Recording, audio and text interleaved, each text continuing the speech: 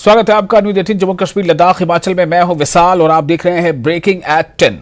जम्मू कश्मीर से अनुच्छेद 370 को निरस्त किए जाने के मामले पर यह मामला अब सुप्रीम कोर्ट में है। निरस्त करने को चुनौती देने वाली याचिकाओं पर सुनवाई हो रही है। सुप्रीम कोर्ट में आज भी सुनवाई जारी रहेगी। जैसा कि आपको पता है, एक दिन पहले से ही इस पर सुनवाई शुरू हो चुकी है। गुज़िश्ता कल भी पहला दिन था इसकी सुनवाई का और आज दूसरे दिन भी इस मामले पर सुनवाई होगी। कपिल सिब्बल आज भी रखेंगे अपना पक्ष। कपिल सिब्बल को आज दोपहर तक का समय दिया गया है। तो 5 अगस्त 2019 में जो फैसला लिया गया था और जम्मू कश्मीर से धारा 370 को निरस्त कर दिया गया था, उस एक्शन को, उस निरस्त किए जाने को कई लोगों ने चैलेंज किया था सुप्रीम कोर्ट में और उसके विरोध में याचिका डाली थी। उन याचिकाओं पर तकरीबन 4 सालों के बाद सुनवाई कल से शुरू हुई है। कल सुनवाई का पहला दिन था, आज दूसरा दिन है। कपिल सिब्बल ने कल भी अपने जो अर्जी गुजार हैं उनका पक्ष रखा था और आज भी कपिल सिब्बल अपना पक्ष रखेंगे। तो आज समाअत का दूसरा दिन है। समीर, सुप्रीम कोर्ट में 370 के मामले पर आज दूसरा दिन है समाअत का। तो ऐसे में दिल्ली से लेकर जम्मू कश्मीर तक चर्चा तो हर तरफ यही हो रही है। आज दूसरा दिन है, आज किस तरह की चर्चा है? देखिए, चर्चाओं का बाजार तो कल से ही गर्म है और आपको पता है हम लगातार इस पर बात कर रहे हैं और हर कोई पार्टी, देखिए पॉलिटिकल पार्टीज ने अपनी एक लाइन खींची हुई है पहले से ही इस मुद्दे पे, लेकिन कई पार्टीज जो हैं वो इसमें कंफ्यूजन की स्थिति में है या हम ये कह सकते हैं कि वो बिल्कुल साइलेंट है। कांग्रेस, देखिए कांग्रेस इस पर कुछ ज्यादा बोल नहीं रही है। पीडीपी, नेशनल कॉन्फ्रेंस, सीपीआईएम, अवामी नेशनल कॉन्फ्रेंस जैसी पार्टी जो है, उनकी सजा लोन वाली पार्टी जो है पीपल्स कॉन्फ्रेंस, उनका भी मौक़िफ़ साफ है इस पे। वो बिल्कुल साफ तरीके से कह रहे हैं कि हमें ये धारा 370 जो है इसकी रेस्टोरेशन होनी चाहिए। लेकिन कांग्रेस जो है वो दुलमिल में है। कांग्रेस का पहले से हमने स्टैंड देखा है। जब भी, अगर आप याद करें, राहुल गांधी जब जम्मू कश्मीर भी आए थे या उनकी जो प्रेस कॉन्फ्रेंसेस होती हैं वो ज्यादातर फोकस इनके जो लीडरान है वो करते हैं कि धारा 370 पे जो है जुडिशरी में मसला है, हम उस पर ज्यादा नहीं बोलेंगे, लेकिन हम चाहते हैं कि यहाँ स्टेटहुड रेस्टोर होना चाहिए, असेंबली के इलेक्शंस होनी चाहिए, यूटी का दर्जा जो है उसको खत्म करके फिर स्टेट का दर्जा दिया जाना चाहिए। तो उसका जो कांग्रेस का जो फोकस है वो इन्हीं चीजों पर है। बीजेपी का अपना स्टैंड है, वो कहती है कि हमें पूरा यकीन है कि जुडिशरी जो है वो भी इसको मानेगी कि ये गलत तरीके से यहाँ पे लगाया गया था और अगर इसको हटाया गया तो ये लोगों की भला के लिए है, लोगों से उसको बड़ा फायदा हुआ है। तो बीजेपी का, लेकिन अब एक और 2 पार्टियां हैं जो धारा 370 हटने के बाद पैदा यहाँ आई है, जो जन्म ली है, जिसमें जम्मू कश्मीर अपनी पार्टी है और डीपीएपी है। हालांकि डीपीएपी ये दावा कर रही है कि उन्होंने कपिल सिब्बल को हायर किया है और वो वहां पे उनका केस भी लड़ेंगे, लेकिन जो सुशील भी कल बोल रहे थे कि उस तरह की कोई पिटीशन डीपीएपी की तरफ से अभी वहां इंटरटेन नहीं हुई है, दाखिल नहीं हुई है। तो ये समझ नहीं आ रहा है, क्योंकि अगर आप डीपीएपी का स्टैंड भी देखें तो वो भी इस पर बहुत ज्यादा कुछ बोल नहीं रहे थे।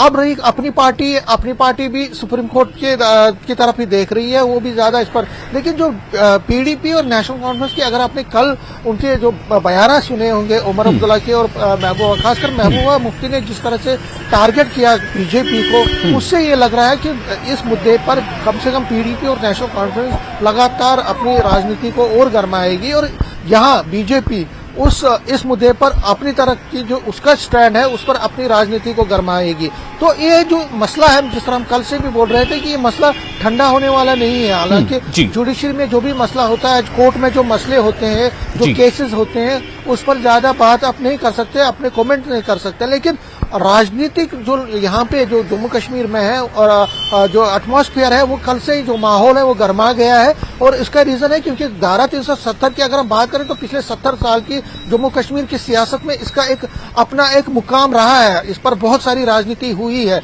बीजेपी, अगर आप देखें तो 370 पे ही वो राजनीति करते करते यहाँ तक पहुँच गई है और यहाँ जम्मू कश्मीर में भी इसी मुद्दे को बुना के उसने 2014 में 25 सीटें ली थी और उसके बाद उन्होंने यहाँ पे सरकार बनाई थी। तो कहीं ना कहीं हम मानते हैं कि ये जो मुद्दा है, ये हर एक पॉलिटिकल पार्टी के लिए यहाँ पे अपने अपने तरीके से एक मुद्दा बना हुआ है धारा 370। और जो दूसरा दिन आज है, क्योंकि कपिल सिब्बल आज दूसरे दिन भी इस पर अपनी दलील पेश करेंगे और कल भी उन्होंने बिल्कुल दिन भर इस पर बात की थी उनकी और उनकी टीम ने।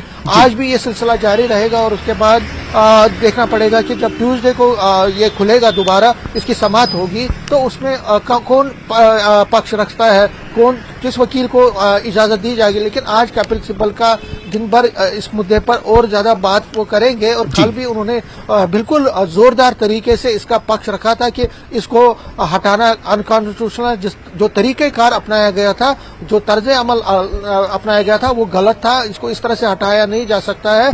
लेकिन उस पर फिर आगे चलकर क्या रहता है वो कोर्ट में तो देखना पड़ेगा। लेकिन जम्मू कश्मीर की जो सियासत है वो बिल्कुल असरअंदाज हुई है कल से ही, और लगातार बयानबाजियों का सिलसिला जो है विशाल वो चल रहा है। बिल्कुल समीर, हमारे साथ कुछ देर में सुशील जुड़ चुके होंगे दिल्ली से। हम उनसे भी जानेंगे कि आज दरअसल क्या है, आज टेबल पे क्या हो सकता है, आज किसे पहले मौका मिल सकता है और कपिल सिब्बल कितनी देर तक आज वो अपनी दलील देंगे। क्या उनकी दलील आज पूरी हो जाएगी या आज भी वो कम पड़ जाएगा, ऐसे कई सवाल हैं। सुशील से हम इस बारे में जानेंगे। सुशील हमारे साथ जुड़ चुके हैं दिल्ली से। सुशील, कल की जो कार्रवाई हुई वो अपनी जगह है, लेकिन चूंकि आज उसी का कंटिन्यूएशन है, तो आज किस तरह की तैयारी होगी जो पक्ष है जिसकी पैरवी कपिल सिब्बल कर रहे हैं? देखिए, साफ तौर से आर्टिकल 370 के मामले में संवैधानिक पहलुओं के पर फिलहाल कपिल सिब्बल दोबारा आज अपनी जो दलीलें हैं वो रखेंगे। हालांकि उनकी तरफ से साफ तौर से ये कहा गया है कि संविधान सभा जो फिलहाल बनाई गई थी और जो अनिश्चितकालीन के लिए जब वो फिलहाल नहीं रही, तो बिना संविधान सभा के परमिशन के जिस तरह केंद्र सरकार की तरफ से आर्टिकल 370 हटाने के मामले में फैसला लिया गया वो तथाकथित रूप से गलत है, संविधान के मूल अधिकारों के खिलाफ है। लेकिन इस मामले में सबसे महत्वपूर्ण बात यह भी है कि कपिल सिब्बल की तरफ से जो दलीलें दी गई वो संवैधानिक पहलुओं के हिसाब से थी। मुजफ्फर साहब हैं हमारे साथ जो लगातार दलीलों में थे। सर, कल कपिल सिब्बल की दलील थी कि संविधान सभा में जिस तरह की चीजें होनी चाहिए उस हिसाब से सरकार ने कोई फैसला नहीं लिया। आज की जो दलील होगी सिब्बल साहब की तरफ से, आम तमाम लोगों की तरफ से क्या कुछ होगी?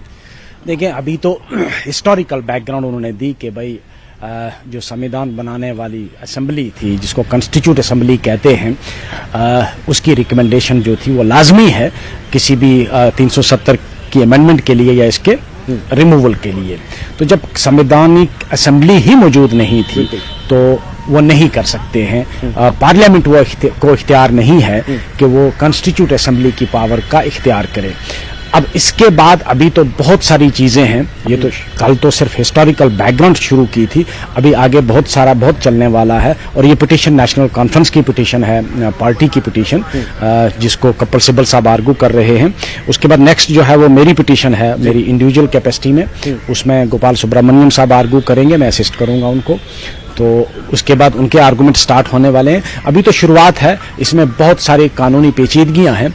अभी तो जो पुरानी जो जजमेंट्स हैं हमारे सुप्रीम कोर्ट की, कॉन्स्टिट्यूशनल बेंच की जजमेंट्स हैं कुछ, तो उनको भी कोट किया जाएगा, साइट किया जाएगा precedents, law of precedents. Chief justice की तरफ से भी एक बड़ा सवाल किया गया कि जो संविधान सभा है अगर वो भंग हो जाए तो क्या राष्ट्रपति जो चुने हुए सदस्य हैं उनके बिना किसी भी परमिशन के क्या संसद के पास ये अधिकार है कि वो इस प्रकार का बिल इंट्रोड्यूस कर सकती है? क्या वो जो स्क्रैप किया गया आर्टिकल 370 क्या वो संवैधानिक रूप से सही है? जिस पर सिब्बल साहब ने बताया कि ये कहीं ना कहीं एक जल्दबाजी में लिया गया फैसला था, जो फिलहाल फैसला संसद के दायरे में आकर नहीं लिया जा सकता। देखिए, 356 आर्टिकल जो है, जो प्रेसिडेंट को ये पावर देता है कि वो असेंबली की, लेजिस्लेटिव असेंबली की पावर्स खुद इख्तियार करे, वो टेम्परेरी है, ट्रांजिटरी, कि जब तक सरकार बनती, इलेक्शन होते और जब तक असेंबली बनती, उस दौरान आप इस किस्म की तब्दीलियां नहीं कर सकते कि आप किसी रियासत को ही खत्म कर दो और उसको यूनियन टेरिटरी बना दो। वो परमानेंट चेंज है, वो ऐसी चेंज है कि अगर इलेक्शन होके असेंबली बने भी तो उसको वापस दुरुस्त नहीं कर सकती, उसको करेक्ट नहीं कर सकती। तो इस तरह की परमानेंट चेंजेस जो हैं परमिसिबल नहीं है कानून में। ये सिब्बल साहब ने कल कहा। तो ये कहीं ना कहीं एक मेन पिटिशनर भी हैं, इनकी याचिका भी सुप्रीम कोर्ट में है।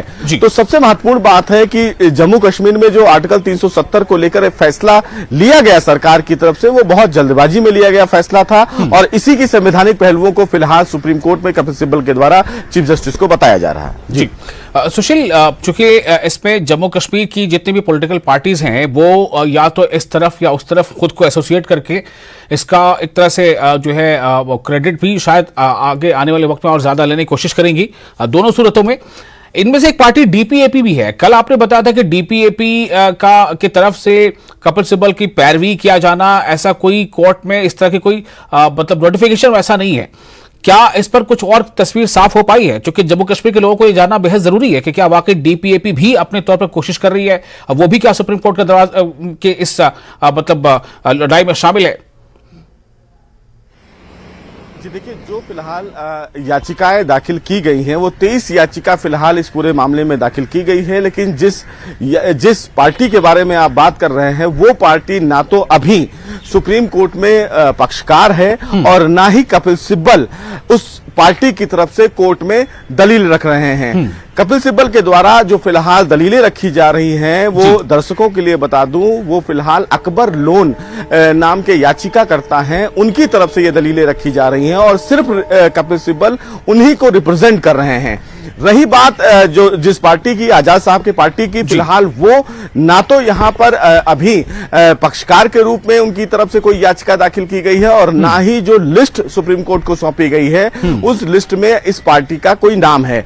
तो ये साफ है कि फिलहाल अभी आजाद साहब की पार्टी की तरफ से कोई भी याचिका सुप्रीम कोर्ट में दाखिल नहीं की गई है, क्योंकि सुप्रीम कोर्ट ने यह स्पष्ट कर दिया था कि जो याचिका पहले से ही ऑन रिकॉर्ड है सिर्फ उन्हीं याचिका को एंटरटेन किया जाएगा। तो अब इसके बाद अगर कोई याचिका बाद में दाखिल की जाती है और सुप्रीम कोर्ट के समक्ष ये मांग उठाया जाता है कि इनके भी दलील को सुना जाए तो वो बात का विषय होगा, लेकिन एज ऑफ नाउ ऐसी कोई याचिका सुप्रीम कोर्ट में उस पार्टी की तरफ से नहीं दाखिल है। जी सुशील, आप हमारे साथ बने रहे। थोड़ी देर के लिए मैं समीर के पास जाना चाहूंगा। समीर, जो तस्वीर है जो सुशील ने बताया वो ये है, डीपीएपी जो गुलाम नबी आजाद की पार्टी है उसका तो ये मामला सामने आ रहा है, लेकिन जम्मू कश्मीर में क्या सुना जा रहा है, क्या कहा जा रहा है? क्या लोग यहां वहां ये तासुर ले रहे हैं कि गुलाम नबी आजाद की पार्टी डीपीएपी भी इसमें उतनी ही इस लड़ाई में शामिल है जितनी कि दूसरी पार्टियां या दूसरे अर्जी गुजार? यही तो समझ नहीं आ रहा है कि देखिए अभी कुछ दिन पहले यहाँ पे डीपीएपी के जो चीफ स्पोक्स पर्सन है सलमान निजामी और उनके साथ कुछ जीएम सरोरी जैसे नेता थे, बड़े नेता हैं, पावर मिनिस्टर, और आरएस चिब थे जो कि पार्टी के जनरल सेक्रेटरी हैं। ये सभी लोग उन्होंने प्रेस कॉन्फ्रेंस की और उसमें उन्होंने दावा किया कि हमने कपिल सिब्बल को एज ए लॉयर नियुक्त कर दिया है और कपिल सिब्बल हमारी पिटीशन को एंटरटेन करेंगे। लेकिन जिस तरह सुशील भी कह रहे थे कि अभी तक इनका कोई भी पिटीशन वहां पे दाखिल नहीं हुआ, इस तरह की कोई बात नहीं हुई। इसी पर नेशनल कॉन्फ्रेंस जो है वो उन्होंने चुटकी ली है डीपीएपी पे और कहा है कि ये लोग गलत बयानबाजी कर रहे हैं। कपिल सिब्बल नेशनल कॉन्फ्रेंस के जो मोहम्मद अकबर लोन है उनकी पैरवी कर रहे हैं, उनकी जो पिटीशन है उसकी पैरवी कर रहे हैं, इसमें डीपीएपी का नाम नहीं है। तो देखिए मैंने जिस तरह से कहा कि यहाँ पे जो क्रेडिट लेने की होड़ है वो हर कोई ले रहा है, लेकिन बिल्कुल। सभी मैं थोड़ा सा आपको रोकना चाहूंगा, सुशील के पास थोड़ा जाते हैं क्योंकि सुशील को फिर उस पर अपडेट लेना है। मैं आपके पास आऊंगा समीर, आप लाइन पे बने रहें। सुशील, मेरा सवाल यहां पर एक छोटा सा ये है कि कल पहला दिन था, कल उमर अब्दुल्ला भी वहां पहुंचे थे और कई दूसरे नेता भी थे या जो उनके जिन्होंने केस को अपनी तरफ से डाला है वो पहुंचे थे। आज कौन कौन से चेहरे वहां आपको दिखाई दिए अब तक सुशील? जी देखिए, फिलहाल जो अभी मुस्लिम पक्षकारों की तरफ से अगर बात करें, पार्टी की तरफ से बात करें तो फिलहाल जो मुजफ्फर शाह इकबाल हैं ये खुद कोर्ट में मौजूद थे। फिलहाल कोई बड़ा नेता अभी तक कोर्ट में नहीं पहुंचा है। कल जिस तरह उमर अब्दुल्ला कोर्ट में पहुंचे थे और उन्होंने अदालत की तमाम जो फिलहाल दलीलें हैं वो सुनी है, लेकिन अभी तक फिलहाल कोई बड़ा नेता आर्टिकल 370 के मामले में सुप्रीम कोर्ट नहीं पहुंचा है। संभवतः 10:15 या 10:20 तक हो सकता है कि उनके जो नेता हैं उस पार्टी के वहां पर पहुंचे, लेकिन हाँ कुछ कुछ याचिकाकर्ता हैं वो सुप्रीम कोर्ट पहुंच गए हैं। चूंकि संविधान पीठ की जब सुनवाई होती है तो कोर्ट रूम बहुत ज्यादा भरा होता है, तो लोग ये कोशिश करते हैं कि वो जल्दी कोर्ट में पहुंचे ताकि उन्हें सीट बैठने के लिए मिल जाए, क्योंकि लंबी सुनवाई चलती है और इसीलिए फिलहाल इस पूरे मामले में कोशिश की जा रही है। तो संभवतः हो सकता है कि 2-3 याचिकाकर्ता पार्टी से संबंधित लोग कोर्ट में पहले पहुंच गए हों और वो कोर्ट के अंदर बैठे हो, लेकिन अभी फिलहाल कोई बड़ा चेहरा सुप्रीम कोर्ट में इस पूरे मामले को लेकर नहीं पहुंचा है। सुशील, एक सवाल करना चाहूंगा, थोड़ा हटके है। सवाल यह है कि 370 एक ऐसी संख्या जो एक धारा है और जम्मू कश्मीर पे में तो इसको एक धुरी थी जम्मू कश्मीर में 5 अगस्त 2019 से पहले भी और 5 अगस्त 2019 के बाद भी, और एक खास पार्टी ने इस धारा को जो है संख्या को बहुत ज्यादा उसका राजनीतिक जो है उसे भुनाया भी। मैं ये जानना चाहता हूं कि ये मुद्दा कहीं ना कहीं हिंदुस्तान का हर व्यक्ति जानता है कि 370 क्या है और कहां से इसका जुड़ाव है, किस राज्य से या अब यूटी है। मैं आपसे जानना यह चाहता हूं कि सुप्रीम कोर्ट में एक आम जनरल गॉसिप में लोग वहां के वकीलों के बीच या वहां के और लोगों के बीच इस पर किस तरह की बातें हो रही हैं?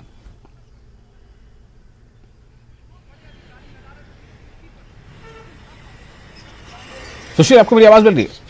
सुशील, आपको मेरी आवाज मिल रही है?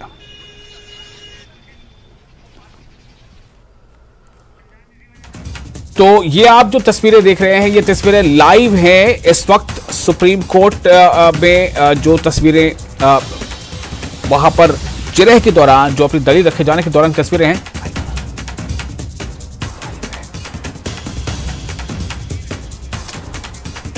ये जो तस्वीरें हैं आप, ये कोर्ट रूम की तस्वीरें हैं। तो इसी तरह का मंजर आज भी कोर्ट में देखने को मिल सकता है। ये एक दिन पहले जो पहली जिरह का दिन था उस दिन की तस्वीरें हैं। आज भी जो 10:30 बजे का टाइम है उसके बाद से ये तस्वीरें इसी तरह की देखने को मिलेंगी। और कल जिस तरह से कपिल सिब्बल ने जो बयान दिया था, जो अपनी दलील रखी थी, आज भी तो वो दलील रखनी है। सुशील, आपको मेरी अगर आवाज मिल रही है तो छोटा सा सवाल सिर्फ 370 को लेकर के जो, और ये तस्वीर आप देखिए 10:30 बजे से वहां हियरिंग शुरू होनी है। तो आज क्या होता है, क्या आज दोपहर तक सिर्फ और सिर्फ कपिल सिब्बल को ही ये समय मिला रहेगा कि वो अपनी दलीलें रखेंगे, या फिर उनकी दलील आज दोपहर से पहले ही खत्म हो जाएगी? क्योंकि इसमें जो संविधान पीठ है इसमें यही होता है कि जो भी पक्षकार होते हैं उन्हें पूरा समय, यानी जो हम कह सकते हैं सफिशिएंट टाइम दिया जाता है कि उनको जो भी पहलू सामने रखना है वो रखें। तो अभी हमें थोड़ा इंतजार रहेगा आज की सुनवाई के शुरू होने का। फिलहाल आगे आपको बड़े एक और अहम खबर बता दें। नेशनल कॉन्फ्रेंस की ओर से सुप्रीम कोर्ट में धारा 370 मामले में पेश होने वाले वकीलों में शामिल मुजफ्फर इकबाल खान ने न्यूज 18 से बात करते हुए कहा कि संविधान सभा को अनलिमिटेड अधिकार होते हैं जबकि पार्लियामेंट को नहीं होते। ये हमारा मानना है। मुजफ्फर इकबाल खान ने कहा कि गुलाम नबी आजाद की कोई पिटीशन सुप्रीम कोर्ट में नहीं है। कपिल सिब्बल नेशनल कॉन्फ्रेंस को रिप्रेजेंट कर रहे हैं। उमर अब्दुल्ला, फारूक अब्दुल्ला दोनों उस समय हाउस अरेस्ट थे, तो नेशनल कॉन्फ्रेंस सांसद अकबर लोन और सांसद हसन मसूदी की ओर से याचिका दाखिल की गई थी। अकबर लोन की याचिका पर कपिल सिब्बल दलील रख रहे हैं। हमारे साथ हैं मुजफ्फर इकबाल खान, किस तरीके से किस चीजें देख रहे हैं और किस जहत में आगे बढ़ रहे हैं? कपिल सिब्बल साहब ही कंटिन्यू करेंगे, क्योंकि कल उन्होंने पूरे कंप्लीट अभी नहीं किए हैं आर्गूमेंट। वो एक आध दिन और लग सकता है। उसके बाद जो नेक्स्ट हैं गोपाल सुब्रमण्यम साहब, वो स्टार्ट करेंगे। जो आर्डर हमने दिया हुआ है, नोडल जो ऑफिसर अपॉइंट हुआ है कोर्ट की तरफ से ही, तो उम्मीद है आज कल तो बहुत अच्छे माहौल में आर्गूमेंट चलते रहे। आज भी ये कॉन्स्टिट्यूशनल इशू है और बहुत बड़ा इशू है। मेरे ख्याल में तारीख में after Kesavananda Bharati and after SR Bommai ये सबसे बड़ा मामला है। अगर देखें तो जिस तरीके का जो बुनियादी बात है, दस्तूर साज असेंबली, पार्लियामेंट, ये इसके इर्द गिर्द जो आर्गूमेंट हो रहा है, ये कितना महत्वपूर्ण है और इसको किस तरीके से तय करने की जरूरत है? देखिए, वो तो अब सुप्रीम कोर्ट इसको किस तरह लेता है। जो हमारा मानना है एज लॉयर की अपनी दलील है, अपनी अंडरस्टैंडिंग है। फाइनली तो सुप्रीम कोर्ट ने क्या व्यू लेना है, हमारा यह है कि जो आइन साज असेंबली है उसकी पावर्स पार्लियामेंट इख्तियार नहीं कर सकती। आइन साज असेंबली की पावर्स अनलिमिटेड हैं, पार्लियामेंट की पावर्स लिमिटेड हैं। तो अब ये देखते हैं इसको कैसे लेते हैं, सुप्रीम कोर्ट कैसे लेता है। एक खबर ये भी चलनी शुरू हुई कि कपिल सिब्बल साहब जो पहले खबर आ रही थी कि एनसी को रिप्रेजेंट कर रहे हैं, अब खबर आ रही है कि गुलाम नबी आज़ाद साहब को रिप्रेजेंट कर रहे हैं। देखिए, गुलाम नबी आज़ाद साहब की यहाँ कोई पिटीशन है नहीं। शायद आपको याद होगा कि जिस वक्त ये पिटीशन नेशनल कॉन्फ्रेंस की जो आर्गूमेंट जिसमें कपिल सिब्बल कर रहे हैं वो नेशनल कॉन्फ्रेंस पार्टी की पिटीशन है। उस वक्त हमारे जो पार्टी के दोनों लीडर हैं फारूक साहब और उमर साहब वो अरेस्ट थे, वो एफिडेविट फाइल करने नहीं आ सके थे। उस वजह से हमारी पार्टी के 2 मेंबर पार्लियामेंट हैं अकबर लोन साहब और ऑनरेबल जस्टिस मसूदी साहब, उन्होंने अपने नाम पर ये पिटीशन, ये बेसिकली नेशनल कॉन्फ्रेंस की पिटीशन है जिसको कपिल सिब्बल साहब आर्गू कर रहे हैं। ये कंफ्यूजन क्रिएट किया जा रहा है कि आज़ाद साहब की तरफ से है, तो आज़ाद साहब की ना तो यहाँ कोई इंटरवेंशन एप्लीकेशन है और ना ही कोई पिटीशन है। सिब्बल साहब ने जो कल आर्गूमेंट स्टार्ट किए वो Akbar lawn versus union of India है, जिसमें नेशनल कॉन्फ्रेंस के दोनों एमपी जो हैं वो पार्टी हैं। आज की जो पूरी बहस होने वाली है, जिस तरीके से आगे बढ़ेगी, क्या बुनियादी तौर पर इसको आप देखते हैं कि कितनी लंबी चलने वाली है? लंबी तो ये चलेगी, अब किस तरह बढ़ेगी वो तो अभी एंटिसिपेट करना बहुत मुश्किल है कि भाई ऑनरेबल कोर्ट्स की अपनी क्वेरीज हैं, लॉयर्स की जो है वो अपनी अंडरस्टैंडिंग है, तो किस सिमत में जाएगी ये तो नहीं कुछ कह सकते हैं, लेकिन आर्गुमेंट तो अभी चलेंगे, अभी टाइम लगेगा। बहुत बहुत शुक्रिया। तो ये थे मुजफ्फर इकबाल खान जो हमसे बात कर रहे थे, और उन्होंने साफ तौर पर 2 बातें कही हैं कि आइन साज असम्बली का जो आर्गूमेंट है वो एक बहुत ही महत्वपूर्ण है। उनका मानना है कि आइन साज असम्बली की जो इख्तियारात हैं, उसके जो हदूद हैं वो लामहदूद हैं, जबकि पार्लियामेंट के जो इख्तियारात हैं वो महदूद होते हैं। दूसरा, इन्होंने बड़ी बात कही कि गुलाम नबी आज़ाद को कपिल सिब्बल रिप्रेजेंट नहीं कर रहे हैं, वो नेशनल कॉन्फ्रेंस को रिप्रेजेंट कर रहे हैं। कैमरामैन कार्तिक के साथ खुर्रम शहजाद, न्यूज़ 18 दिल्ली। और फिलहाल एक छोटा सा ब्रेक लेते हैं, ब्रेक के बाद खबरों का सिलसिला जारी रहेगा।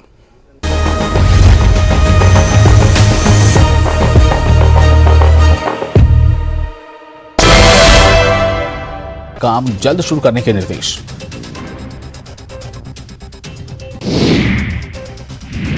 पीट पत्र विवाद के बाद 27वें दिन विभागीय कार्यालय पहुंचे शिक्षा मंत्री चंद्रशेखर। विभाग में एंट्री की मनाही के बाद भी आयुक्त सचिव के यादव भी पहुंचे ऑफिस।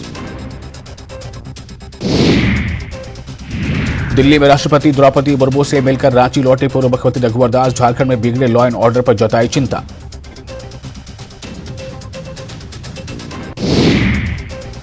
रांची के बिरसा मुंडा संग्रहालय में विश्व आदिवासी दिवस समारोह का बीजेपी ने किया विरोध। समारोह के नाम पर धरोहर को तहस नहस करने का आरोप। रांची कोर्ट में व्यवसायी विष्णु अग्रवाल की रिमांड की अर्जी पर सुनवाई कल। ईडी ने किया था गिरफ्तार।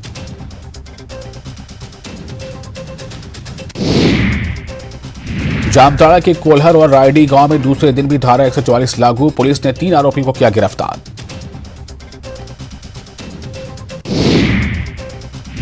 धनबाद में पुजारी के घर से दिन दहाड़े कैश की चोरी। सीसीटीवी कैमरे में कैद हुई चोरी की सनसनीखेज वारदात।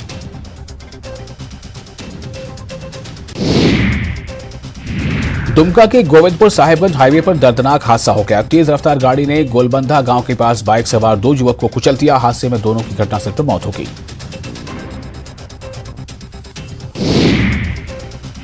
सिमडेगा पुलिस ने प्रतिबंधित पशु की हत्या करने के आरोप में 6 आरोपियों को गिरफ्तार कर दिया है। यह घटना बोलबा के लेटाबेड़ा बरटोला में हुई है।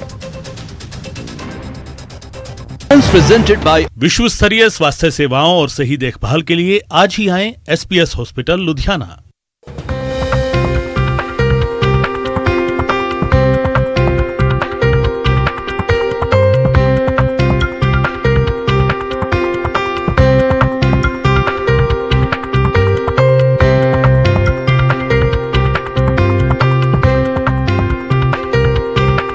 हेडलाइंस प्रेजेंटेड बाय विश्व स्तरीय स्वास्थ्य सेवाओं और सही देखभाल के लिए आज ही आएं SPS hospital Ludhiana.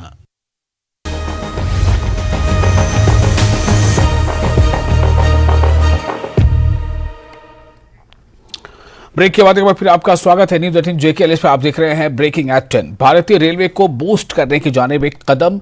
PM Modi की पहल। देश भर में 508 रेलवे स्टेशनों के पुनर्विकास करने की योजना। स्टेशनों को पुनर्विकास किया जाएगा और 6 अगस्त को पीएम मोदी इसकी आधारशिला रखेंगे। वीडियो कॉन्फ्रेंसिंग के जरिए पीएम रखेंगे इसकी आधारशिला। पुनर्विकास योजना में जम्मू और कश्मीर के स्टेशन भी शामिल हैं। इनमें बडगाम, जम्मू तवी और उधमपुर के साथ 3 स्टेशन होंगे। जम्मू कश्मीर में 3 स्टेशनों के पुनर्विकास पर 295 करोड़ रुपए खर्च किए जाएंगे। 295 करोड़ रुपए खर्च होंगे, लेकिन जम्मू कश्मीर के 3 ऐसे स्टेशन हैं जिनका पुनर्विकास होगा। ये जम्मू कश्मीर के लिए एक अच्छी खबर है। और इन 3 स्टेशनों में जो नाम है वो है बडगाम के, यानी बडगाम का रेलवे स्टेशन जो उसका पुनर्विकास किया जाएगा, और जम्मू तवी, और इसके अलावा तीसरा स्टेशन है उधमपुर।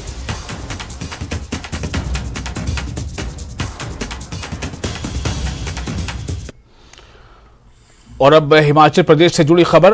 हिमाचल प्रदेश के सीएम सुखविंदर सिंह सुक्खू का आज दिल्ली दौरे पे आज वो हैं, यानी कि दौरे पे तो वो कल ही गए थे, लेकिन आज उनके दौरे का दूसरा दिन है। पीएम मोदी से वो मुलाकात कर सकते हैं। अहम खबर यह है कि पीएम मोदी से उनकी मुलाकात हो सकती है, और इस मुलाकात पे आपदा पैकेज को लेकर वो पीएम से इस पर चर्चा करेंगे। पीएम से के सामने वो अपनी बातें रखेंगे। हिमाचल के हितों से जुड़े जो भी मुद्दे हैं उसकी भी चर्चा होगी, ऐसी संभावना व्यक्त की जा रही है। ये बताया जा रहा है कि सीएम सुक्खू जो कि दिल्ली में हैं, तो आज उनके दौरे में खास जो होगा वो ये है कि आज वो पीएम मोदी से उन्हें मुलाकात का समय मिल सकता है। और अगर ये मुलाकात होती है तो जिस तरह से अभी हालिया दिनों में बारिश से तबाही हिमाचल प्रदेश में आई है, और उसके बाद लगातार कई जगहों पर उसका आकलन का काम भी चल रहा है, कितनी तबाही हुई है। अभी हाल ही में केंद्रीय मंत्री नितिन गडकरी भी आए हुए थे। तो ऐसे में ऐसी उम्मीद की जा रही है कि जब सीएम सुक्खू प्रधानमंत्री से मिलेंगे, तो चूंकि प्रधानमंत्री ने पहले यह कहा है कि हिमाचल जो है उनका अपना दूसरा राज्य है, उनके लिए दूसरा घर के जैसा है, तो बहुत उम्मीदें हैं। और सुक्खू ने यह पहले भी कहा है कि वो चाहेंगे कि केंद्र जो है इसे हिमाचल के लिए एक आपदा घोषित करे और इसके तहत मदद केंद्र से मिल पाए। और बीजेपी से जुड़ी एक बड़ी खबर आ रही है। प्रदेश अध्यक्ष डॉक्टर राजीव बिंदल ने भाजपा कोर कमेटी की घोषणा कर दी है। इसमें राष्ट्रीय उपाध्यक्ष सौदान सिंह, प्रभारी अविनाश राय खन्ना और संजय टंडन को स्थायी आमंत्रित सदस्य बनाया गया है। वहीं नेता प्रतिपक्ष जयराम ठाकुर, पूर्व मुख्यमंत्री प्रेम कुमार धूमल, पूर्व मुख्यमंत्री शांता कुमार, केंद्रीय मंत्री अनुराग ठाकुर और प्रदेश संगठन मंत्री सिद्धार्थन कोर ग्रुप में शामिल किए गए हैं। प्रदेश महामंत्री एवं राज्यसभा सांसद डॉक्टर सिकंदर कुमार, प्रदेश महामंत्री बिहारी लाल शर्मा और पूर्व विधानसभा अध्यक्ष एवं विधायक विपिन सिंह परमार, पूर्व मंत्री हर्ष महाजन और विधायक रणधीर शर्मा को पहली बार कोर ग्रुप में शामिल किया गया है। कोर ग्रुप में 5 नए नेताओं को एंट्री मिली है। और राजेंद्र हमारे साथ जुड़ चुके हैं ज्यादा जानकारी के साथ इस पूरे मामले पर बातचीत के लिए। राजेंद्र, ये कोशिश जो है बीजेपी की क्या दिखाई दे रही है? शायद जो पिछला असेंबली का चुनाव हुआ उसमें इस तरह की बातें आई कि हिमाचल में कहीं ना कहीं पार्टी के अंदर की गुटबाजी ने ही पार्टी को इस तरह का नतीजा दिया है। तो क्या उससे कोई ऐसा सबक लिया गया है और हर को जोड़ने की कोशिश की जा रही है? कोई भी अगर थोड़ा भी प्रभावित कोई भी ऐसा व्यक्ति जो प्रभावशाली है, चाहे वो पूर्व में मंत्री था या मुख्यमंत्री था? राजेंद्र, विशाल, दरअसल भाजपा में जब नया संगठन बना, जब पूर्व प्रदेशाध्यक्ष को बदलकर नए प्रदेशाध्यक्ष डॉक्टर राजीव बिंदल बनाए, तो स्वाभाविक था कि उनकी नई टीम बनेगी और उसी के तहत पहले प्रदेश पदाधिकारियों की घोषणा की गई। हमने देखा पूरा प्रदेश पदाधिकारियों को, नए पदाधिकारियों की नियुक्ति की गई और उसके बाद अब ये तैनाती की गई है कोर ग्रुप की। और कोर ग्रुप में 5 नए चेहरे हैं जो पिछली 5 सालों से हम देख रहे हैं जो भाजपा की टीम थी उसमें नहीं थे। उन 5 नए चेहरों को शामिल किया गया है, जिनमें डॉक्टर सिकंदर हैं, बिहारी लाल हैं, इसके अलावा विपिन सिंह परमार हैं, रणधीर शर्मा हैं और हर्ष महाजन है। ये 5 लोग हैं जो नए चेहरे, नए नेता शामिल किए गए हैं। इसके अलावा जो पुरानी कार्यकारिणी है, पुरानी जो कोर ग्रुप है, वो उसी प्रकार से आगे चलता आ रहा है। और एक और बड़ा अपडेट आज है कि आज दोबारा से भाजपा विधायक दल की बैठक बुलाई गई है शिमला में पार्टी कार्यालय में। तो बड़ी अपडेट है, अभी कुछ देर पहले ही ये डिसाइड हुआ, हम कह सकते हैं 5 मिनट पहले ये डिसाइड भाजपा की तरफ से हुआ। सूत्रों के हवाले से हमारे पास जो जानकारी है कि भाजपा की विधायक दल की बैठक आज बुलाई गई है और इसमें भी कई अहम मसलों के ऊपर चर्चा हो सकती है। तो जो अब नए पदाधिकारियों की नियुक्ति का दौर है भाजपा में, वो चला हुआ है और कल शाम को भी लंबी बैठक भाजपा की हुई, एक्सटेंडेड कोर कमेटी हम इसको कह सकते हैं, जिसमें सभी जो ब्लॉक भाजपा के हैं उनके अध्यक्षों की, मंडल अध्यक्ष जिनको भाजपा कहती है, मंडल अध्यक्षों की नियुक्ति को लेकर चर्चा हुई। चुनाव हालांकि कुछ दिन पहले हो चुका था, लेकिन उसके रिजल्ट अभी तक घोषित नहीं किए गए हैं। तो अब उम्मीद लगाई जा रही है कि 1-2 दिन में भाजपा के मंडलाध्यक्षों की सूची भी जारी हो जाएगी। ये काफ़ी महत्वपूर्ण भाजपा में ये पद रहता है, क्योंकि मंडल स्तर पर जब भी कोई कार्यक्रम करना होता है या कोई प्रदर्शन करना होता है तो ऐसे में इन मंडल अध्यक्षों की बहुत अहम जिम्मेदारी रह जाती है और मंडल से ही नेता बनते हैं, विधायक बनते हैं, ये भली भांति सबको ज्ञात है। तो ऐसे में मंडल अध्यक्षों को लेकर लंबा मंथन भाजपा में चला और शाम को ही भाजपा की तरफ से नई कोर ग्रुप की जो नई टीम है, कोर टीम, उसकी घोषणा भी की गई। और अब हालांकि ज़रूर कुछ एक नेताओं को वरिष्ठता के आधार पर, वरीयता के आधार पर शामिल किया गया है और कुछ जो महामंत्री, जो भाजपा का स्ट्रक्चर है कि सभी प्रदेश महामंत्री, 3 महामंत्री होते हैं, वो ऑटोमेटिकली कोर ग्रुप के सदस्य होते हैं। इसके अलावा जो पूर्व में अध्यक्ष रहे होते हैं वो कोर ग्रुप के सदस्य रहते हैं। तो तमाम लोगों को शामिल किया गया है कोर ग्रुप की बैठक में और आगे आने वाली जो रणनीति है भाजपा की वो यही टीम बनाएगी।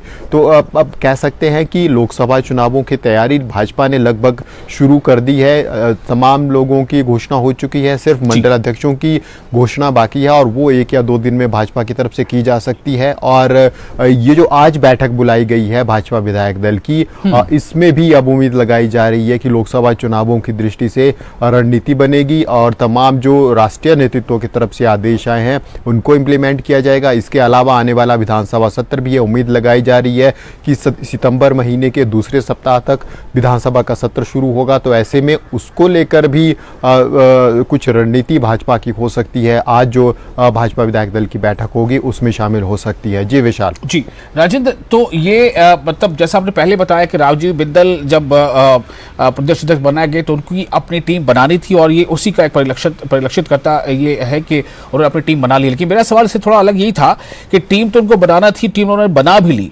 लेकिन जिस तरह कई नामों को, जैसे आप जो सीनियर धूमल की बात कर लें, वो साबिक में मुख्यमंत्री भी रह चुके हैं, तो कोशिश कहीं ना कहीं ये, शांता कुमार का भी नाम उसमें शामिल है कि जो भी कोई नाराजगी किसी भी नेता में या बड़े नेता में है उन सबको इकट्ठा किया जाए और एक मजबूत ताकत फिर से बनने की कोशिश की जाए। चाहे मैं सही कह रहा हूं? बिल्कुल विशाल, अब सबको शामिल करके और सबको साथ लेके चलने की कोशिश इसमें दिख रही है, क्योंकि जो पुराना कोर ग्रुप था उसको नहीं छेड़ा गया है। अब खासकर जो महामंत्री थे वो उसी प्रकार से कंटिन्यू कर रहे हैं। इसके अलावा पुराने कोर ग्रुप में जो सदस्य थे तमाम लोगों को साथ लेकर चल रहे हैं। हालांकि स्ट्रक्चर कोर ग्रुप का थोड़ा बड़ा हो गया है अब इसी को देखते हुए, लेकिन सबको हमने पीछे देखा कि जो प्रदेश कार्यकारिणी और पदाधिकारियों की जो लिस्ट, सूची जारी की गई भाजपा की तरफ से, उसमें भी तमाम लोगों को साथ लेकर चलने की कोशिश रही। अब चाहे वो पूर्व मुख्यमंत्री प्रेम कुमार धूमल के नज़दीकी लोग रहे हों या पूर्व मुख्यमंत्री शांता कुमार के नज़दीकी लोग रहे हैं, उनको शामिल करने की कोशिश की गई है, या फिर संगठन में लंबे समय से काम कर रहे लोगों का उनको जिम्मेदारी की गई है और खासकर उन लोगों को भी साथ लेकर चलने की कोशिश की गई है जो आरएसएस से नज़दीकी जिन नेताओं की रही है उनको भी साथ लेकर चलने की कोशिश की गई है। तो तमाम धड़ों को, तमाम प्रेशर ग्रुप जो भाजपा में है उनको साधने की कोशिश डॉक्टर राजीव बिंदल कर रहे हैं ताकि कोई बड़ा डिस्प्यूट सामने ना आ सके, क्योंकि पहले वो प्रदेश अध्यक्ष रह चुके हैं, उस बार कई डिस्प्यूट सामने आए थे, कई दिक्कतें उनके सामने आई थी। तो इस बार कोशिश कर रहे हैं डॉक्टर बिंदल कि उस प्रकार की कोई कमी या कोई कमी ना रह जाए या कोई डिस्प्यूट सामने ना आ जाए, इसलिए बड़े सोच समझकर आराम से घोषणाएं की जा रही है। हमने देखा कि प्रदेशाध्यक्ष बनने के कितनों दिनों के बाद अपनी कार्यकारिणी और अपने पदाधिकारियों की सूची डॉक्टर बिंदल ने घोषित की, उसके बाद फिर बैठक बुलाई, पिछले कल कोर ग्रुप की बड़ी बैठक बुलाई, उसके बाद फिर कोर ग्रुप की नई टीम की घोषणा की गई और मंडल स्तर के मंडलाध्यक्षों की नियुक्ति के लिए भी लंबा मंथन भाजपा में चला। तमाम बड़े लोगों को, बड़े नेताओं को बिठाया गया, शामिल किया गया और उनकी सहमति के बाद ही अब उम्मीद लगाई जा रही है कि मंडल अध्यक्षों की सूची जारी होगी। तो विशाल, काफी संभल कर चलने की कोशिश भाजपा की तरफ से है, प्रदेश अध्यक्ष डॉक्टर राजीव बिंदल की तरफ से है, ताकि कोई आंच उनके ऊपर ना आ सके, कोई छिटा उनके आरोप प्रत्यारोप उनके ऊपर ना लगाया जा सके। इसीलिए कोशिश है कि सबको साथ लेकर चले और 2024 के लिए सब नेताओं का साथ मिल सके और पूरी सहमति के साथ उम्मीदवारों का चयन भी हो सके और उसके आगे बढ़ने की प्रक्रिया भी हो सके। बिल्कुल, बहुत शुक्रिया आपका राजेंद्र तमाम जानकारी के लिए। और उसके साथ ही यहां पर लेंगे एक छोटा सा ब्रेक के बाद खबरों का सिलसिला ब्रेकिंग एट 10 में जारी रहेगा।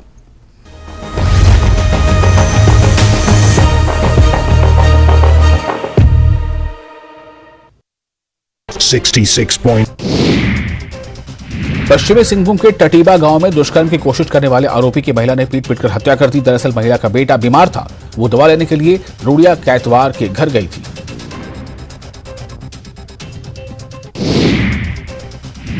रांची पुलिस ने ईंट भट्टा मालिक विकास एक्का से 5 लाख की रंगदारी मांगने वाले 3 अपराधियों को गिरफ्तार कर लिया। इनके नाम है राजेश मुंडा, मंगलदीप कुमार और ब्रजकिशोर गंजू। दरअसल ईंट भट्टा मालिक विकास एक्का को ये तीनों आरोपी कोयले की सप्लाई किया करते थे।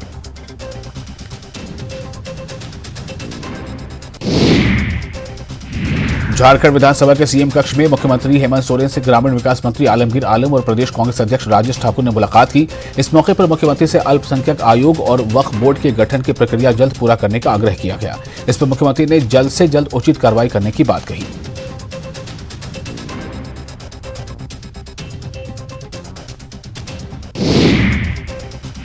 रांची के बिरसा मुंडा संग्रहालय में 9 और 10 अगस्त को हो रहे विश्व आदिवासी दिवस समारोह का बीजेपी ने विरोध किया है। बीजेपी के राष्ट्रीय सचिव आशा लकड़ा ने कहा कि बिरसा मुंडा संग्रहालय का निर्माण करोड़ों रुपए की लागत से हुआ था, पर आदिवासी दिवस समारोह के नाम पर संग्रहालय के बेशकीमती सामान को तोड़ा फोड़ा जा रहा है। दरभंगा में दलित के शव के साथ दुर्व्यवहार मामले में केंद्र ने बिहार सरकार से मांगा जवाब। केंद्रीय गृह सचिव ने बिहार के मुख्य सचिव को पत्र जारी किया, जांच रिपोर्ट तलब। बिहार में जारी रहेगी जातीय गणना, हाईकोर्ट से पेट सफा आयुर्वेदिक चूर्ण, पेट सफा तो हर रोग दफा।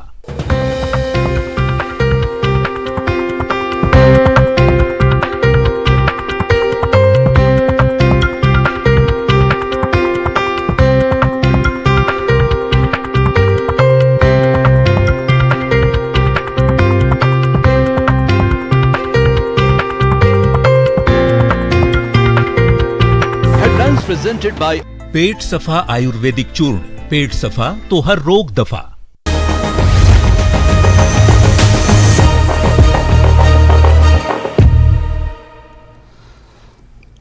ब्रेक के बाद एक बार फिर आपका स्वागत है न्यूज 18 JKLS पर। आप देख रहे हैं ब्रेकिंग एट 10। भारी बारिश से सोलन को ही भारी तबाही। जी हां, 39 दिनों में 3,200 करोड़ से ज्यादा का नुकसान बताया जा रहा है। जिस तरह से बारिश हुई है, वो जो नुकसान है काफी जबरदस्त है, काफी ज्यादा है। और बताया जा रहा है कि 39 दिनों में 3,200 करोड़ से ज्यादा का नुकसान हुआ है। शिमला चंडीगढ़ नेशनल हाईवे बार बार बाधित हुआ है। पिछले 5 साल के मुकाबले इस बार तबाही कुछ ज्यादा ही है। पूरे हिमाचल में 5 सालों में सबसे ज्यादा तबाही बताया जा रहा है कि इस साल ही हुई है। तो जिस तरह से बारिश हुई है, बारिश का जोर रहा है, उसने काफी नुकसान किया है हिमाचल प्रदेश में। और इनमें जिन एरियाज में ये नुकसान ज्यादा उनमें से एक है सोलन। तो सोलन में जो तबाही देखने को मिली है, ये बताया जा रहा है कि पिछले 5 सालों में मानसून के दरमियान जो भी तबाही हुई है या जो बर्बादी हुई है, उसमें पिछले 5 सालों में सबसे ज्यादा तबाही अगर हुई है तो वो इस साल की बारिश ने मचाई है, जब 39 दिनों में ही 3,200 करोड़ से ज्यादा का नुकसान हुआ है। रणवीर हमारे साथ जुड़ चुके हैं ज्यादा जानकारी के साथ। रणवीर, वैसे तो हिमाचल प्रदेश के जिन जिन इलाकों में बारिश ने तबाही मचाई है उसका जिक्र करते करते सोलन का जिक्र कुछ ज्यादा हो रहा है। सोलन में तबाही ज्यादा बताई जा रही है। रणवीर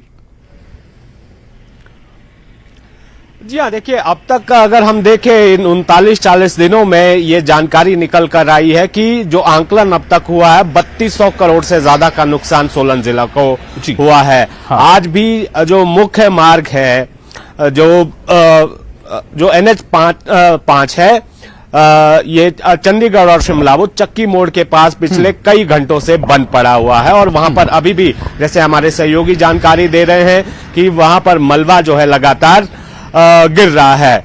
अभी हम सोलन जिले में ही है, चक्की मोड़ की तरफ जा रहे हैं, लेकिन उससे पहले एक जगह पर हम खड़े हैं, यह सोलन बाईपास में, और यहाँ पर तस्वीरें दिखाना चाहेंगे कि यहाँ पर जिस तरह की ये तस्वीरें हैं, ये आपको जो है थोड़ी थोड़ी देर बाद जब आप NH के साथ जाते जाएंगे, इसी तरह की तस्वीरें देखने को मिलेंगी। और साथ के साथ ये ना केवल यहाँ जो NH के साथ साथ है, बल्कि जो ग्रामीण इलाका है वहां भी इस तरह की स्थिति देखने को मिल रही है। जो NH का बंद होना वो सबसे बड़ी बात है। जो वैकल्पिक व्यवस्थाएं की गई हैं, अब लोगों को जो है यहाँ पर जो जाम का सामना करना पड़ रहा है, यहाँ पर 1-2 घंटे का सफर जो है 5-6 घंटे में तब्दील हो गया है। जी रणवीर, तो इसका मतलब ये है रणवीर के सोलन में जो तबाही है वो ज़्यादा हो सकती है कि पिछले 4-5 सालों में। रणवीर, सोलन के अलावा और कौन से ऐसे टाउन हैं या कौन कौन से ऐसी जगह हैं जहां पर ज़्यादा तबाही हुई हो और ये कहा जा सकता हो कि पिछले 3-4 सालों में जो तबाही हुई है उसके मुकाबले ये ज़्यादा है? और मैं एक सवाल आपसे ये भी कर लेना चाहूँगा कि चूंकि सीएम सुक्खू जो है वो दिल्ली में है, तो क्या कोई ऐसा इनपुट मिला है कि आज उनकी पीएम से मुलाकात आज संभव है या नहीं? और क्या ये तबाही जो हिमाचल की है, ये तबाही का जिक्र और सीएम सुक्खू क्या केंद्र से पीएम से मिलकर कुछ हिमाचल के लिए लेकर आ पाएंगे? जी हाँ, देखिए, जहां तक आपने तबाही की बात कही है, हिमाचल के जो सबसे ज्यादा प्रभावित जिले हैं वो कुल्लू है, मंडी है, उसके बाद शिमला है और फिर सोलन है। यहाँ पर लगातार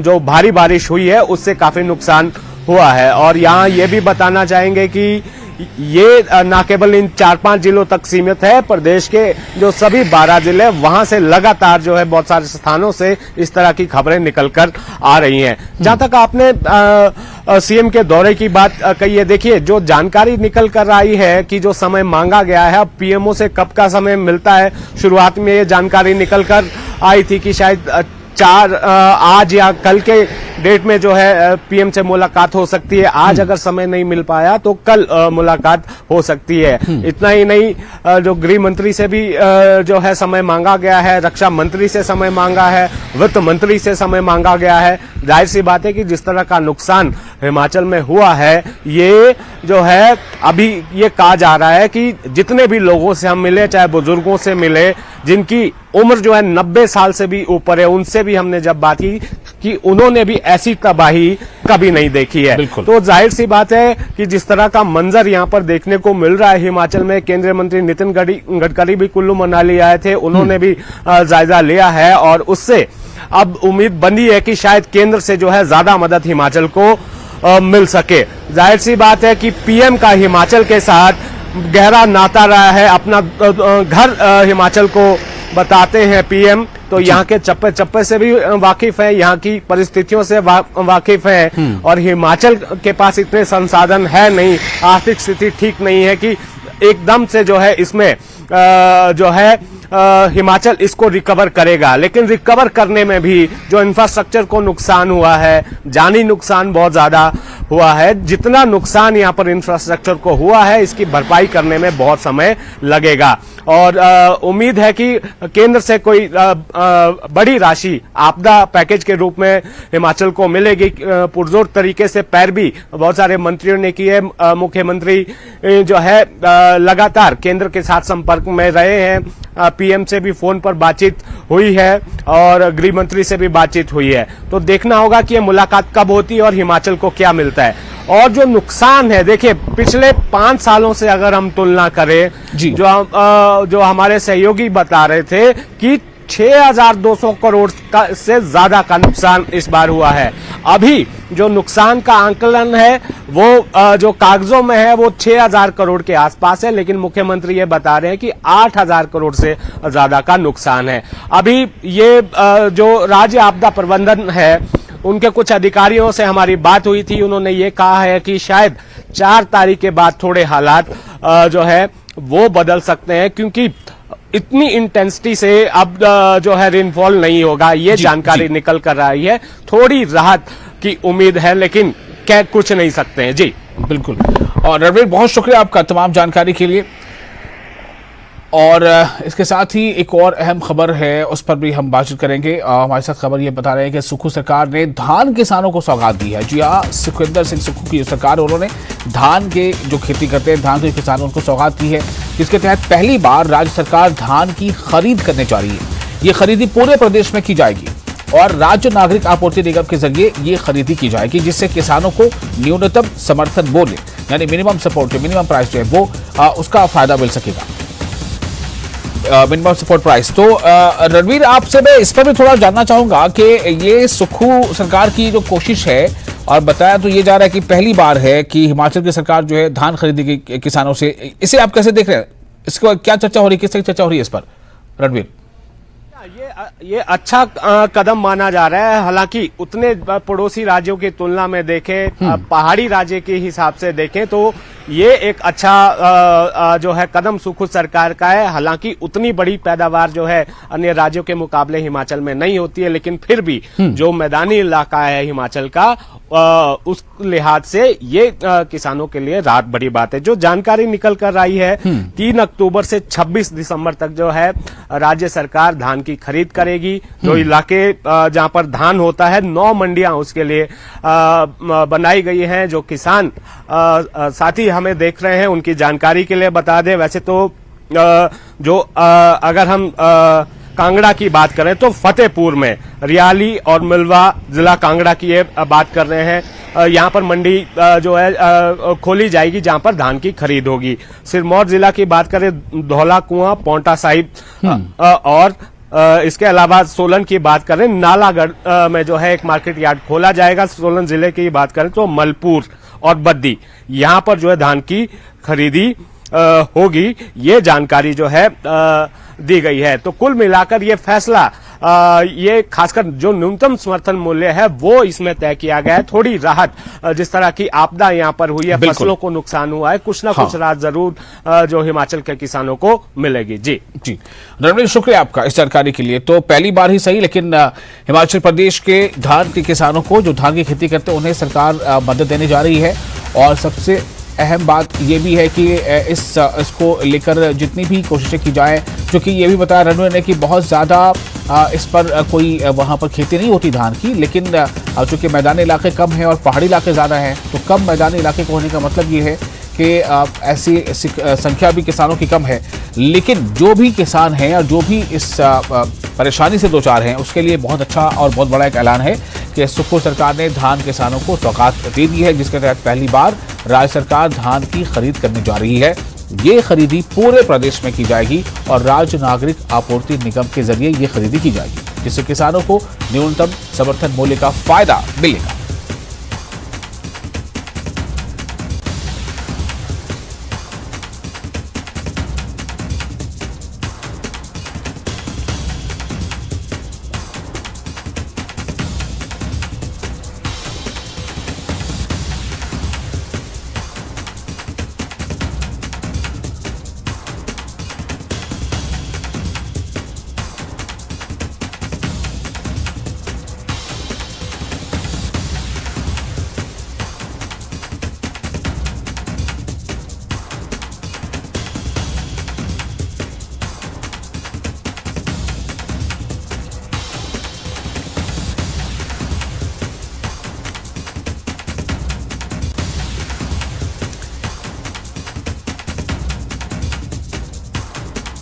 तो एक बार फिर आपको ये बता दें, सुखो सरकार ने यानी हिमाचल प्रदेश की सुखद से सुखो जो सरकार है, उस सरकार ने धान किसानों को सौगात दी है और जिसके तहत पहली बार राज्य सरकार धान की खरीद करने जा रही है। यानी सरकार अपनी सतह पर धान को खरीदेगी और ये खरीदी पूरे प्रदेश में की जाएगी और राज्य नागरिक आपूर्ति निगम के जरिए ये खरीदी की जाएगी। जाहिर है कि ये खबर किसानों के लिए जो धान की खेती करते हैं उनके लिए काफ़ी अच्छी है, चूँकि लंबे अरसे से MSP की मांग होती रही है। तो इससे किसानों को न्यूनतम समर्थन मूल्य यानी MSP का फायदा भी मिलेगा।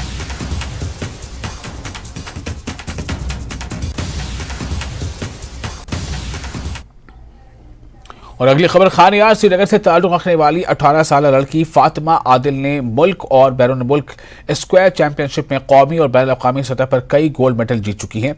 लेकिन इसका ख्वाब ओलंपिक्स और कॉमनवेल्थ गेम्स में हिंदुस्तान की नुमाइंदगी करके मुल्क के लिए गोल्ड मेडल जीतना है। पेश है खास रिपोर्ट।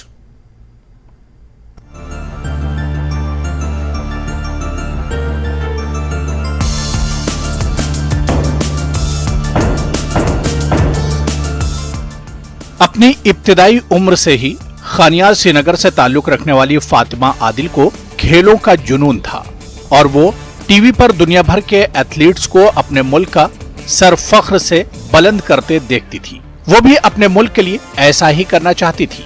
फातिमा आदिल ने अपने ख्वाब को पूरा करने के लिए सख्त मेहनत की।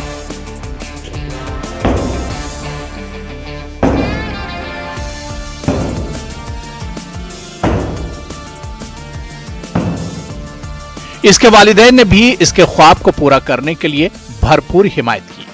फातिमा आदिल अपने मुख्तसर करियर में अब तक 6 कौमी और 3 बैनुल अक़वामी गोल्ड मेडल जीत चुकी हैं और जनूबी कोरिया में वर्ल्ड स्क्वायर चैंपियनशिप में अवार्ड हासिल कर चुकी हैं।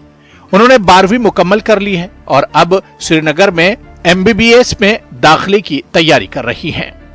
मेरा पहला नेशनल मैंने 2017 to 18 गोवा में खेला, उसके बहुत सारे नेशनल्स उसके बाद खेले। और रिसेंटली जो मेरे रिसेंट 2 इवेंट्स है, एक तो नेपाल में ये नेपाल में इंटरनेशनल हो गया और एक भारत श्रेष्ठ भारत चंडीगढ़ में मैंने फरवरी के मंथ में लास्ट मेरा मैंने खेला है कि नेशनल गेम्स हो रहा है हमारा, इंडियन ओलंपिक्स हो रहा है अक्टूबर नवंबर में, उसमें इंशाल्लाह गोल्ड लाना चाहती हूँ। और आगे कॉमनवेल्थ गेम्स और जो इंटरनेशनल इवेंट्स होते हैं हमारे, जैसे कि ओलंपिक्स हो गया, कॉमनवेल्थ गेम्स हो गया, south Asian championships, Asian championships हो गई, वर्ल्ड चैम्पियनशिप्स हो गई, उसमें मैं चाहती हूँ कि मेरा मेडल आए और मैं अपनी स्टेट को और अपनी कंट्री को रिप्रेजेंट कर। क्योंकि इसने बहुत ज़्यादा हार्ड वर्क किया है ड्यूरिंग द ये प्रैक्टिस सेशन में, इसने बहुत ज़्यादा हार्ड वर्किंग है ये। और बाकी मैंने बहुत सारे बच्चे ट्रेन किए हैं, लगभग 700 में बच्चे हैं जो मैंने ट्रेन किए हैं, बट स्टिल जो ये है इस पे मुझे थोड़ा सा ज़्यादा ध्यान देना पड़ा। फातिमा आदिल के घर वाले अपनी लड़की की कामयाबी पर बहुत खुश हैं और वो फख्र महसूस करते हैं। इनके वालिदैन का कहना है कि वो अपनी बेटी को कश्मीर की पहली गोल्डन गर्ल बनने के ख्वाब को पूरा करने में हर मुमकिन मदद करेंगे।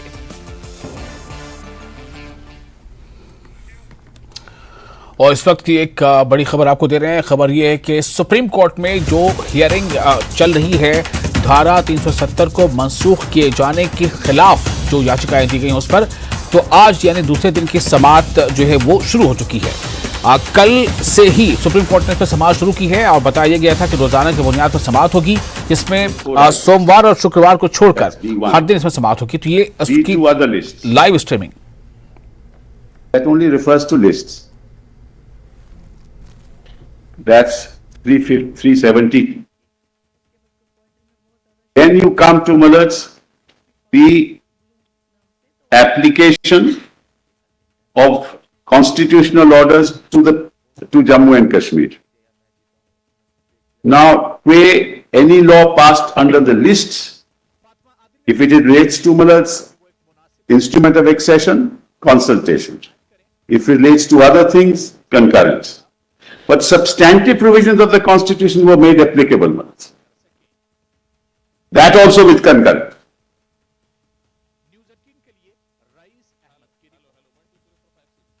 And this was being done between 1951 and 1957, when the Constitution came into force.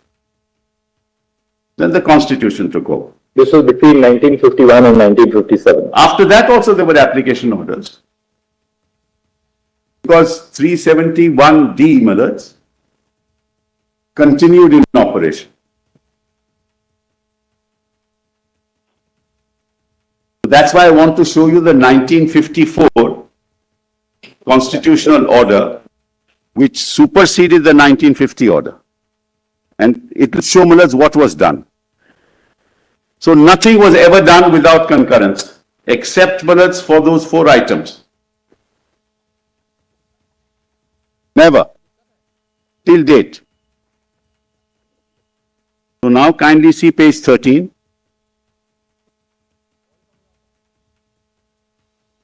PDF 13, volume 3. Documents Mullards. Volume 3, PDF 13.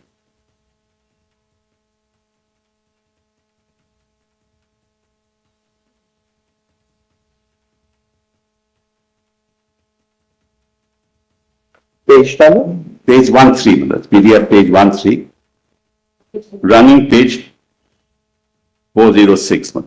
14th notification? Yes, yes. Now, kindly see Mullards by this. Khurram का जो दिल्ली से हमारे साथ लाइव जुड़ चुके हैं। खुर्रम, आज दूसरा दिन है समाअत का और आज भी अभी जो स्ट्रीमिंग में हम देख पा रहे हैं कि कपिल सिब्बल अपनी दलीलें रख रहे हैं, तो आज और किसी को मौका मिलेगा दलीलें रखने का। आज क्या कुछ हो सकता है कोर्ट में? देखिए, अभी तक जो जानकारी है, जिस तरीके से कल कपिल सिब्बल ने खुद ही कहा था कि वो आज शाम तक अपनी तमाम दलीलें वो रखेंगे। और इसके बाद मुजफ्फर इकबाल खान जो खुद पिटिशनर है नेशनल कॉन्फ्रेंस की तरफ से, उनकी तरफ से सुब्रमण्यम जो वकील हैं वो इसमें कहीं ना कहीं इसके बाद अपनी दलीलें रखेंगे, जैसे कि हमारी बातचीत हुई है। अगर आज की इस प्रोसीडिंग को देखें, जिस तरीके से देखें, तो अगर आप कुल मिलाकर देखें तो जिस तरीके से कपिल सिब्बल अपनी दलीलें रख रहे हैं वो कहीं ना कहीं ये रेखांकित करने की कोशिश कर रहे हैं, ये बताने की कोशिश कर रहे हैं कि दस्तूर साज असेंबली जो जम्मू कश्मीर विधानसभा की 1951 से 1957 के बीच बनी थी, उसके क्या इख्तियारात थे, उसको किस तरह के हुकूक हासिल थे, और उसके बाद जब पार्लियामेंट को किस तरह के हुकूक इख्तियारात हासिल हैं, क्या वो पार्लियामेंट क्या उन तमाम चीजों को सीधे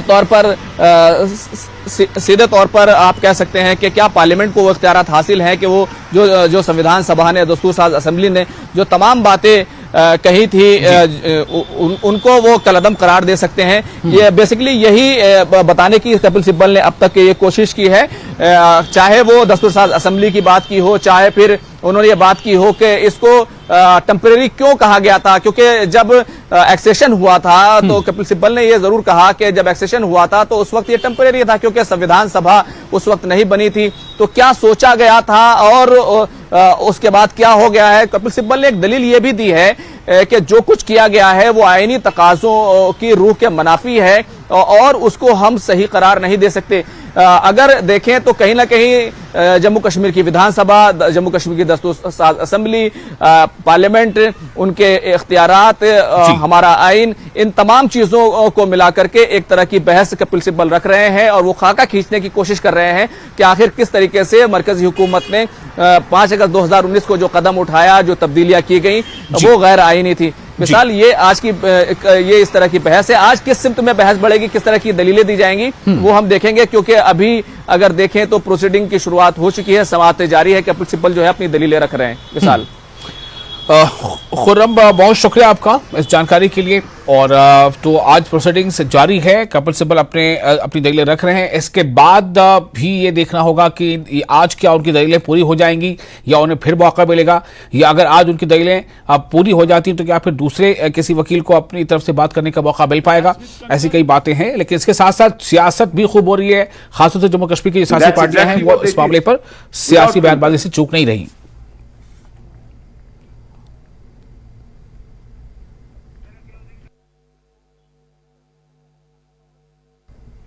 सिब्बल। और इसके साथ ही इस बुलेटिन में फिलहाल इतना ही, लेकिन न्यूज़ 18 JKL पे लगातार बड़ी और अहम खबरों का सिलसिला जारी रहेगा।